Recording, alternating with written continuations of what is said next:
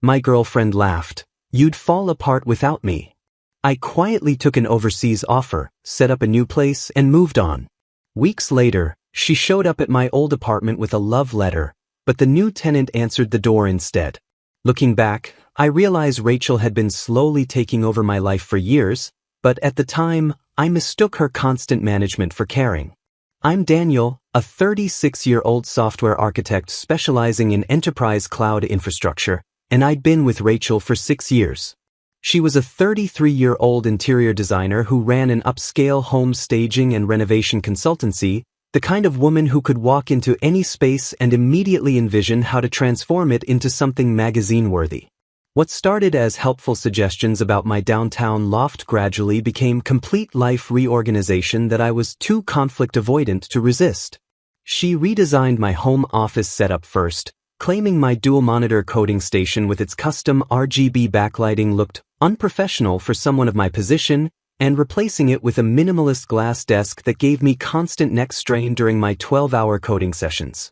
My collection of comfortable hoodies and well-worn jeans disappeared from the closet, replaced by business casual wear that she insisted would help me command more respect from my development team, even though I worked remotely most days and my colleagues couldn't have cared less about my wardrobe choices. The most painful loss was watching my friendships with other developers slowly dissolve as Rachel systematically discouraged my attendance at tech meetups and weekend coding workshops. Do you really need to spend every weekend talking about programming with those socially awkward guys? She'd ask with that patient smile that somehow made me feel guilty for wanting to discuss the latest frameworks and architecture patterns with people who actually understood my work.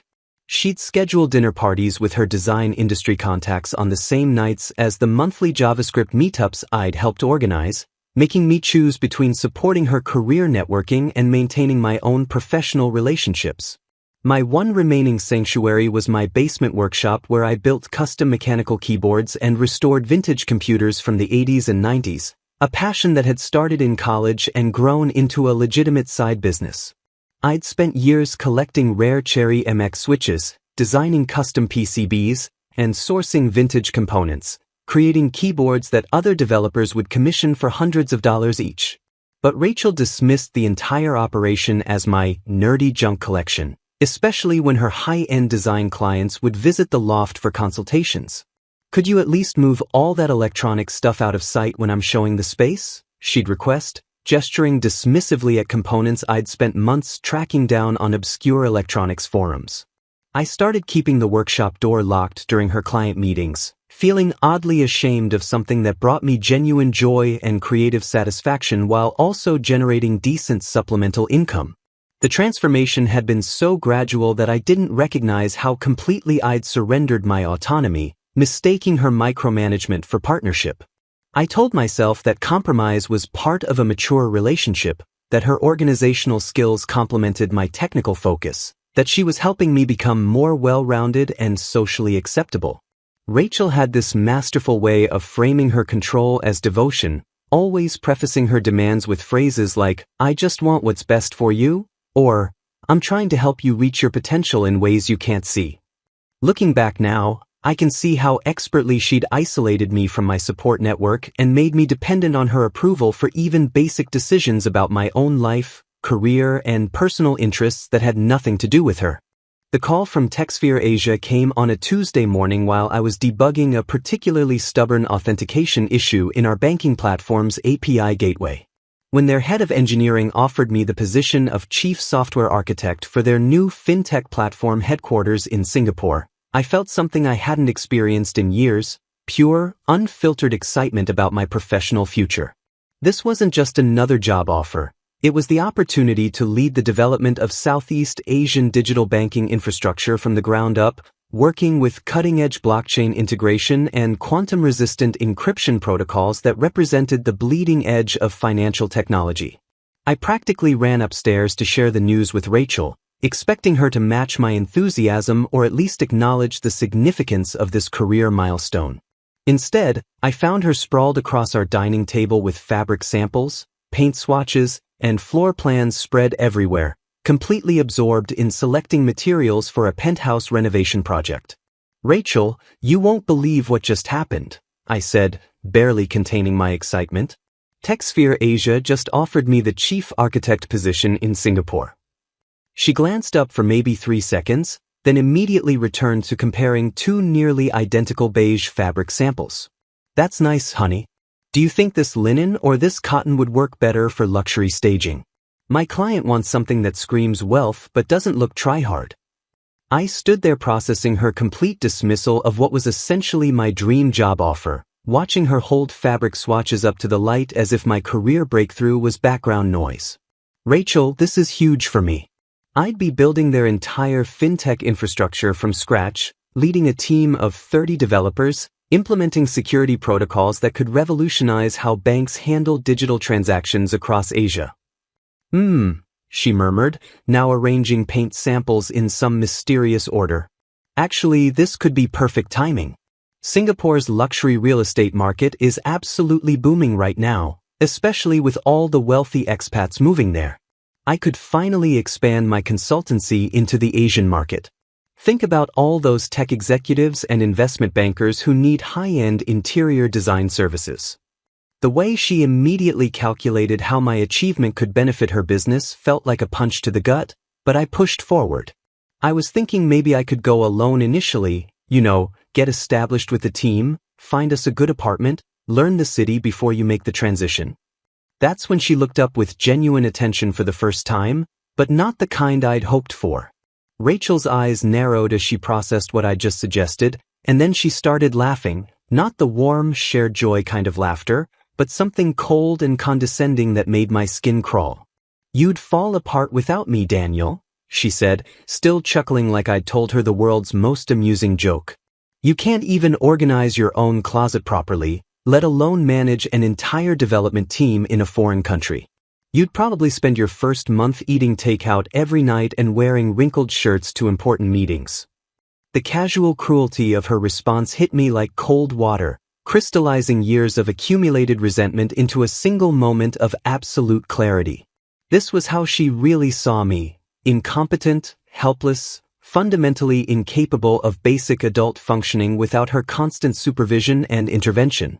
That moment of crystallized resentment became the catalyst for executing the most complex project of my life, completely extracting myself from Rachel's world while maintaining perfect deception until the very end.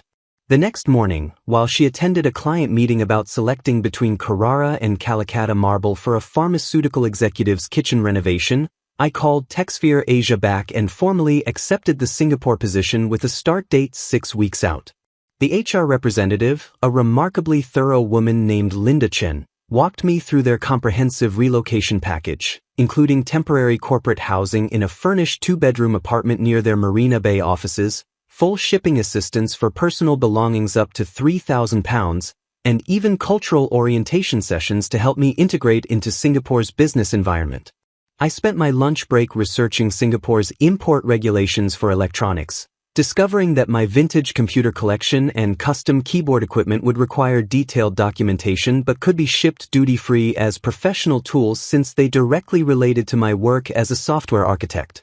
The logistics became my secret obsession and my salvation from years of feeling helpless. I found Elite Tech Shipping, a specialized electronics transportation company that handled delicate technical equipment internationally, scheduling them to pack and transport my entire workshop during Rachel's biggest networking event of the year. The most challenging aspect was giving notice on our downtown loft apartment, which had always been solely in my name since I'd been living there 2 years before Rachel moved in with her carefully curated collection of designer furniture and staging accessories. I crafted a careful story about needing to reduce expenses before our big international move, then quietly found a replacement tenant through my professional network, Marcus Williams, a junior developer at my current company who desperately needed a place closer to downtown and could afford the $2,800 monthly rent without question.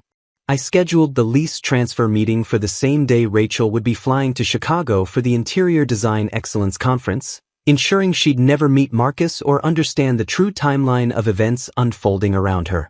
While Rachel threw herself into researching Singapore's luxury real estate market with the same intensity she'd once applied to reorganizing my life, networking with potential high-end clients through LinkedIn, and scheduling exploratory video calls with expatriate wealth managers. I methodically documented every item she'd brought into the apartment over our 6 years together and began secretly packing her belongings into carefully labeled boxes. Her extensive collection of design books, fabric samples, staging accessories, professional portfolios, and the custom organizational system she'd imposed on our shared living space filled 17 bankers' boxes that I transported to Secure Store, a climate-controlled storage facility across town, paying a full year in advance and ensuring she'd have complete 24-hour access when she eventually discovered the truth.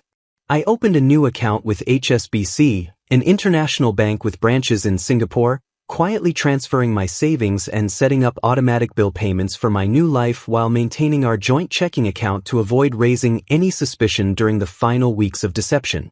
The technical preparations were equally elaborate and satisfying. I configured VPN access to remotely manage my current projects during the transition period, established mail forwarding services through Postnet, researched Singapore's telecommunications providers to arrange fiber internet service for my new apartment, and even started learning basic Mandarin phrases to better communicate with local tech vendors. Every evening, I'd help Rachel plan her expansion into the Asian luxury market, genuinely contributing ideas about targeting expatriate tech executives and investment bankers while internally preparing to vanish from her life completely within the month. She'd spread her business development materials across our dining table, excitedly mapping out her strategy for capturing Singapore's wealthy foreign residents and their interior design needs, completely unaware that she was planning her future around a man who would be gone in 5 weeks. The cruelest irony was watching her treat our move as an inevitable joint venture, posting LinkedIn updates about expanding her consultancy internationally and scheduling video calls with Singapore-based luxury real estate agents who could provide referrals for high-net-worth clients seeking premium interior design services. I even helped her update her website and marketing materials to emphasize her experience with international relocations and cross-cultural design sensibilities, writing copy about her ability to help expatriate families create luxurious homes that blend Western comfort with Asian elegance, all while my most precious possessions were already being shipped halfway around the world to my new life. The final 2 weeks required Oscar-worthy performance skills as Rachel's excitement about our new adventure reached fever pitch, and I maintained the facade of a nervous boyfriend who genuinely needed her organizational expertise to handle such a major life transition, even going so far as to ask her advice about Singapore's business culture and appropriate professional attire for my new position as chief software architect. On departure day, while Rachel hosted what she'd grandly titled her farewell networking brunch, with 12 of her design industry contacts at our downtown loft, already treating our move as a done deal and discussing her upcoming Singapore design projects with animated enthusiasm, I completed my vanishing act with the methodical precision that had made me successful in software architecture. My workshop equipment and vintage computer collection were already safely installed in my new Singapore apartment's dedicated tech room, carefully arranged by TechSphere's relocation specialists according to the detailed floor plan I'd provided, while Rachel's design portfolios and staging materials rested securely in the climate-controlled storage unit with full access credentials waiting for her at Secure Store's front office. The timing had to be perfect. Rachel's brunch was scheduled from 10 a.m. to 2 p.m., giving me exactly the window I needed to execute the final phase of my extraction plan. I told her I was spending the morning handling last-minute banking issues and meeting with Marcus about apartment logistics, which wasn't entirely a lie since I did need to complete the lease transfer paperwork and ensure my replacement tenant had everything he needed to take over immediately. At 11:30 a.m., while Rachel was regaling her guests with stories about the luxury expatriate market she planned to dominate in Singapore, I was at the airport checking in for Singapore Airlines Flight SQ12. Departing at 1:45 p.m. with a brief layover in Frankfurt before arriving in Singapore the following evening. I'd left my old phone in an electronics recycling bin near the departure gate, symbolically cutting the last thread connecting me to my previous life, then activated my new international number with Singtel that I'd arranged weeks earlier through their online expat services portal. The phone buzzed immediately with welcome messages from TechSphere's IT department, confirming my apartment Wi-Fi setup and providing access credentials for the company's internal systems that I'd need for my first day as chief software architect. As the plane taxied toward the runway, I imagined Rachel finishing her networking brunch, probably basking in the congratulations and business card exchanges from other designers envious of her international expansion opportunity, completely unaware that the foundation of her entire plan had already disappeared into the sky above her. The flight gave me 16 hours to process the magnitude of what I'd accomplished. I'd extracted myself from 6 years of psychological control and manipulation without a single confrontation, argument, or dramatic scene that might have allowed her to guilt me back into submission. When Rachel finally arrived at our loft that evening, expecting to collect me for what she assumed would be our joint departure to Singapore the following morning, Marcus Williams answered the door with the patient professionalism of a fellow software developer who'd been thoroughly briefed on the situation. "Hi, you must be Rachel," he said, following the script we'd practiced during our lease transfer meeting. "I'm Marcus, the new tenant. I signed a lease about 2 months ago." The carefully constructed reality Rachel had built around controlling Daniel's life and career dissolved in that single moment of truth, replaced by the crushing realization that the man she dismissed as helpless and incompetent had orchestrated one of the most sophisticated disappearing acts she'd ever encounter. 3 weeks into my new life in Singapore, while I was thriving in TechSphere's collaborative tech ecosystem and genuinely enjoying the challenge of building financial infrastructure from scratch with a team of brilliant developers from across Southeast Asia, my old email became a digital battlefield of rage and manipulation from Rachel and her increasingly desperate network of allies. Her initial messages followed a predictable pattern, alternating between fury at my betrayal and desperate attempts to convince me I was making a massive mistake that would destroy my career in technology and leave me isolated in a foreign country where I'd never survive without her guidance, organizational skills, and social connections. "You can't just disappear like this, Daniel," she wrote in one particularly venomous email that arrived at 3 a.m. Singapore time. "Do you have any idea how humiliating this is for me? I told everyone at the networking brunch about our exciting Singapore expansion, how we were going to dominate the luxury expatriate design market together, and now I look like a complete fool who couldn't even keep track of her own boyfriend's travel plans. My reputation in the design community is absolutely ruined because of your selfish, cowardly behavior." The irony was rich. The woman who'd spent 6 years telling me I was socially incompetent was now concerned about her own social standing after being outsmarted by someone she'd considered fundamentally helpless. The situation escalated dramatically when her business partner Amanda contacted TechSphere's HR department directly, claiming there was a family medical emergency involving my mother's sudden stroke and that Rachel needed to reach me immediately to coordinate my return home for the medical crisis and family obligations. Fortunately, Linda Chen in HR was too experienced and professional to fall for such obvious manipulation, politely explaining that while they sympathized with family emergencies, company policy required them to verify such claims through official medical documentation before releasing any employee contact information to unauthorized third parties. When Amanda couldn't provide hospital records, doctor statements, or any legitimate medical documentation because the emergency was completely fabricated, Linda offered to relay any genuine medical information through proper channels while protecting my privacy and security as a relocated international employee. The fraudulent emergency tactic was particularly infuriating because it demonstrated how far Rachel was willing to go to manipulate my professional relationships and potentially damage my standing with a new employer who'd invested significant resources in relocating me to Singapore. The most psychologically revealing incident came when Rachel's sister Brooke confronted me via WhatsApp video call at 2 a.m. Singapore time, her face flushed with righteous anger and what appeared to be several cocktails as she accused me of abandoning someone who had given up her entire design aesthetic to accommodate my boring technical preferences and antisocial tendencies that had apparently held Rachel back from achieving her true potential.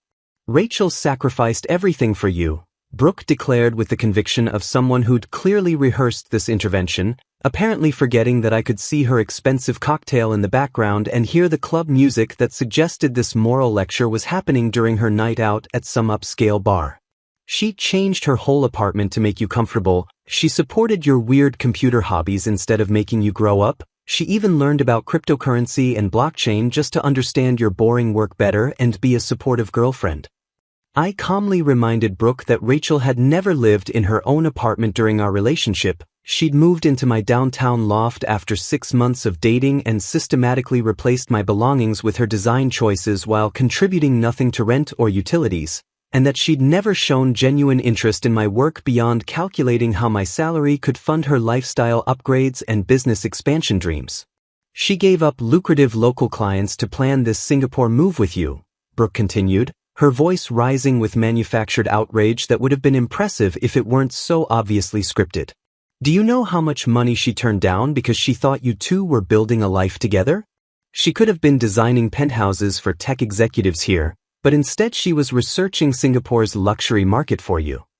The twisted irony was breathtaking. Rachel had never turned down money in her life, and every client relationship she'd maintained was specifically because she'd convinced them she was expanding internationally, using my job offer as social proof of her global design expertise and sophisticated business connections. I warned Brooke that any further fraudulent emergency claims would be reported to Singapore authorities as harassment of a foreign worker, effectively cutting off their ability to manipulate my employer or create fake crises designed to guilt me into returning to a relationship that had been slowly destroying my sense of self-worth for years. The digital siege continued for another week, with Rachel's friends sending LinkedIn messages about my responsibility to someone who'd invested 6 years in our relationship and deserved better than being abandoned without explanation or closure, but I'd learned something valuable about manipulation tactics. Once you stop responding to the emotional bait, the whole system collapses under its own desperation and reveals itself for what it really was. The woman who'd claimed I couldn't survive without her organizational skills was now completely unable to function without my technical support, financial stability, and the social status that came from dating a successful software architect with international career prospects who made her look sophisticated and globally connected. 6 months later, Rachel's desperation reached its absolute peak when her attorney, a sharp-suited lawyer named Richard Brennan who specialized in what he apparently considered high-stakes relationship dissolution cases, sent TechSphere Asia's legal department a formal demand letter seeking substantial compensation for what they termed emotional damages, career opportunity losses, and most remarkably, half the value of my custom keyboard collection and vintage computer equipment, now described as jointly developed technical assets, despite her previous dismissive attitude toward my nerdy junk collection that embarrassed her in front of clients. The legal document, which I later obtained through TechSphere's attorneys, claimed that Rachel had been an integral partner in developing my technical expertise and professional network over our 6-year relationship, contributing essential organizational and social skills that had made my Singapore position possible, and therefore deserved significant financial compensation for the career advancement she'd allegedly facilitated through her support and guidance. The demand letter specifically cited her role in professionalizing my appearance, expanding my social connections within the design and luxury services community, and providing the stable domestic environment necessary for technical innovation, as if my ability to write code and architect enterprise systems somehow depended on her fabric selection skills and dinner party hosting abilities. TechSphere's legal department, led by a formidable Singaporean attorney named Sarah Lim who'd handled numerous international employment disputes, dismantled Rachel's claims with the clinical efficiency that had made them successful in Southeast Asia's complex regulatory environment, providing detailed documentation that we were never married, never had joint bank accounts or shared assets, never registered as domestic partners in any jurisdiction, and that she had been legally classified as a long-term guest in my apartment rather than a cohabitant with any financial rights or property claims. They presented comprehensive evidence of my legitimate job transfer through proper corporate channels, documented proof of my careful handling of her belongings through Secure Store's climate-controlled storage facility with full access provided at my expense, and her escalating pattern of harassment including the fraudulent emergency calls to my employer and unauthorized contact with company personnel that had required HR intervention and formal documentation. The corporate lawyers also revealed something that shocked me. Rachel's design consultancy had been using my software architect credentials and professional background in marketing materials without permission for over 18 months, claiming technical expertise in smart home integration, IoT-enabled luxury design, and cryptocurrency-optimized residential spaces that she didn't actually possess, essentially leveraging my professional reputation and technical knowledge to win clients who thought they were hiring someone with both high-end design skills and legitimate technology backgrounds. Her company website featured testimonials that referenced cutting-edge technical integration and seamless smart home implementation, services she'd been providing by subcontracting the actual technical work to freelancers while charging premium rates for expertise she'd appropriated from our relationship. Her LinkedIn profile had listed her as having collaborative experience in fintech architecture and expertise in blockchain-integrated luxury spaces, buzzword-heavy descriptions that made her sound like a tech-savvy designer when she could barely operate her own website's content management system and regularly needed my help with basic software troubleshooting. When confronted with evidence that she'd been fraudulently representing herself as having technical qualifications derived from our relationship, including client contracts that specifically referenced her software development background and enterprise architecture experience, Rachel's legal strategy collapsed entirely because she couldn't prove any legitimate contribution to my career development, professional training, or technical achievements. Faced with the prospect of defending against harassment charges, unauthorized use of professional credentials, fraudulent business representation, potential trademark infringement for using my name and qualifications in marketing materials, and substantial counterclaims for damages to my reputation in Singapore's tight-knit fintech community where professional integrity was paramount, Rachel's attorney advised immediate withdrawal of all claims and issued a formal apology to TechSphere Asia for the frivolous legal action. The settlement left Rachel responsible for mounting legal fees that apparently exceeded $15,000, ongoing storage costs for her design materials that she couldn't afford to retrieve, and the humiliation of having her fraudulent business practices exposed to the professional community she'd been trying to impress. 1 year later, I had established myself as a respected leader in Singapore's fintech community, with my cloud architecture solutions being implemented across Southeast Asian banks and my custom keyboard designs gaining recognition in the regional maker community through TechCraft Singapore, a hobbyist collective I joined that celebrated the intersection of technology and artisanal craftsmanship. I'd found genuine partnership with fellow developers and tech entrepreneurs who appreciated both my technical expertise and my creative hardware projects, no longer hiding my nerdy junk collection, but celebrating it as innovative craftsmanship that represented the perfect fusion of engineering precision and artistic expression. My workshop had become a gathering place for other expat engineers who shared my passion for vintage computing and custom mechanical keyboards, creating a social network based on shared interests rather than someone else's attempt to manage my social connections for their benefit. Through professional networks and mutual friends who'd kept me updated despite my request for minimal contact with my old life, I learned that Rachel had struggled significantly to rebuild her interior design business without my technical support for her website, client management systems, and the sophisticated marketing automation that I'd been maintaining behind the scenes for years. Her attempts to hire freelance developers to replace my contributions had apparently been expensive failures, with multiple contractors taking deposits and delivering unusable websites or buggy client relationship management systems that cost her several high-value projects when technical failures made her look unprofessional to wealthy clients. Eventually, she'd been forced to take a corporate interior design job with a large commercial real estate firm, abandoning her dreams of running an independent luxury consultancy and moving back in with her parents to recover financially from the legal fees, failed business investments, and accumulated debt from trying to maintain her expensive lifestyle without my financial support. Rather than feeling vindictive or celebrating her struggles, I experienced profound gratitude for her inadvertent gift. By dismissing my capabilities so thoroughly and forcing me to prove my independence, she'd pushed me to discover my true potential in Asia's thriving tech scene where innovation and technical expertise were valued far more than social conformity or maintaining someone else's image of professional success.